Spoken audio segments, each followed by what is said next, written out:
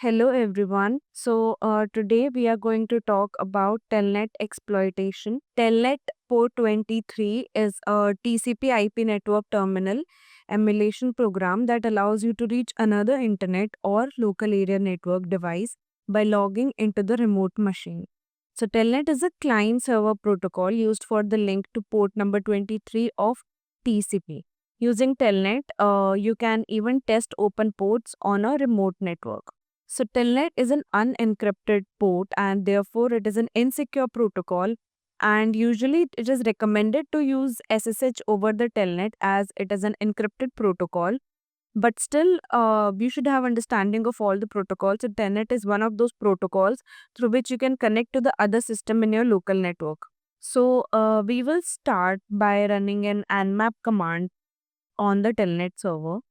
So here I am using the Metasploitable IP as my target, and Metasploitable is an already vulnerable machine, and it is an ethical practice to use the already provided practice machines. So Telnet is working on port 23. So let's run an aggressive scan on it. As we can see, it has given us that the Telnet port 23 TCP is open and it is running version of Linux Telnet D. What we will be doing is we will try to first of all brute force into the telnet and then try to use Wireshark to capture the TCP traffic. I already know that we use MSF admin as one of the username and password, but we can also create a list of all the usernames and password to use. Let me show you that I've already created the list. These are the passwords that I created in the list. Let's see the user one.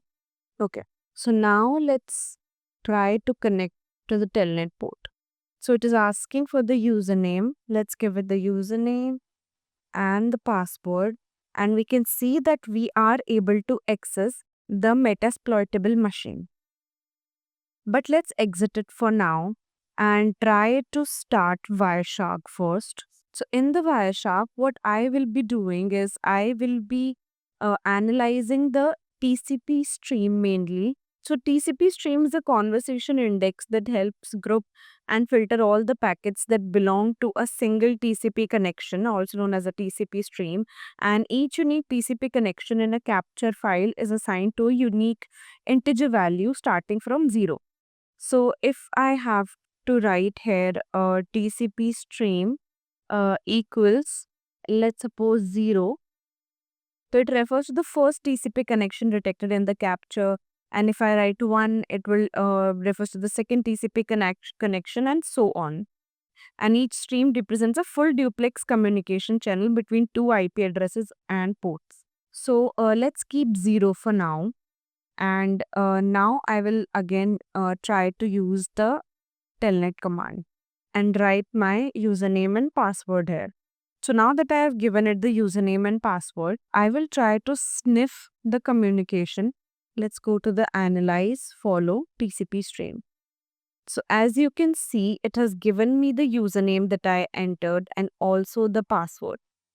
So if someone were to access the network and an authenticated person enters their username and password, I will be able to see what they are entering as username and password by Wireshark.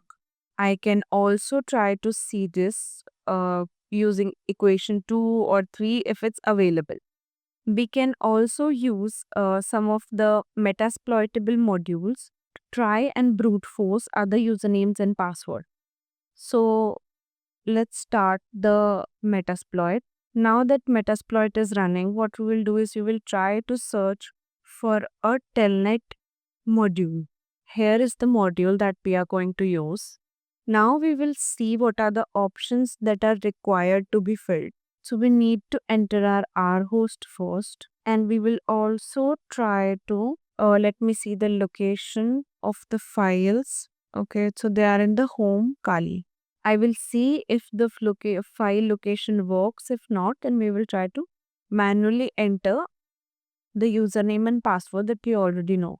We will also try to enter the stop on success value as true and then exploit. So it has shown us that the login was successful using MSF admin and MSF admin. And it has also opened a command shell session 1. So we will try it to open that session.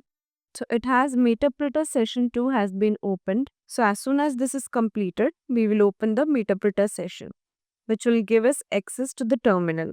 So now that I've got the access to the Meterpreter, I can get all the information I want from here onwards. Thank you.